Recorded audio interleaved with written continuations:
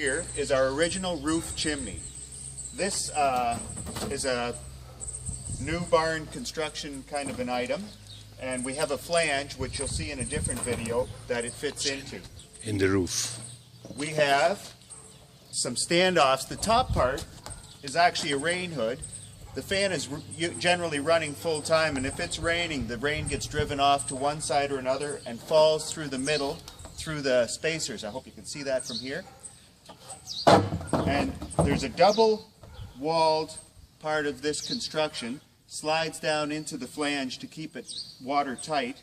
But anyways, the main chimney tube comes down through the roof, down to almost the ceiling level, and we have extensions that we can add on or make it longer. As you notice, the spacers, there's 4 spacers, and this is called a damper. It's for more often a stage 2 or a stage 3 fan that could go off during the winter time or cooler weather. But in the warmer weather, when it fires up from a fan underneath, it comes with the flaps up and lets the air come through fairly nicely, and then just falls back closed to keep that backdraft stopped and not have all kinds of water coming in. I'll show you how that fits in. The computer cuts all these parts. For anything that we make is cut on the computer, so it makes very uniform type products for you and easier for us to put together, so we're not dealing with all kinds of inconsistencies. What we have here is notches that go into the spacers, which I just showed you a second ago, and I'll show you how that fits in. But then that clips in fairly nice and snug so that it's not bouncing around in the wind.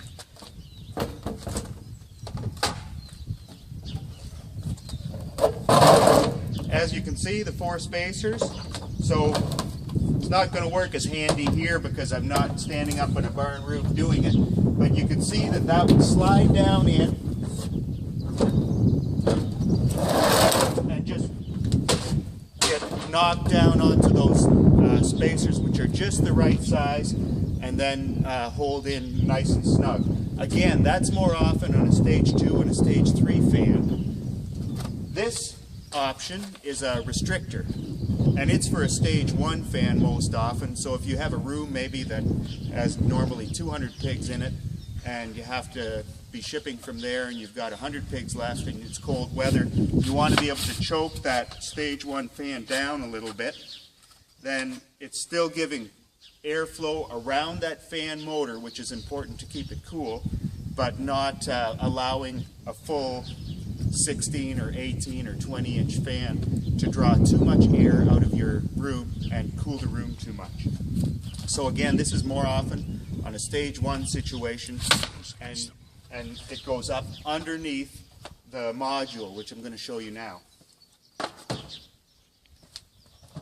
This is a new module, and I just built it this morning. There's 3 holes here.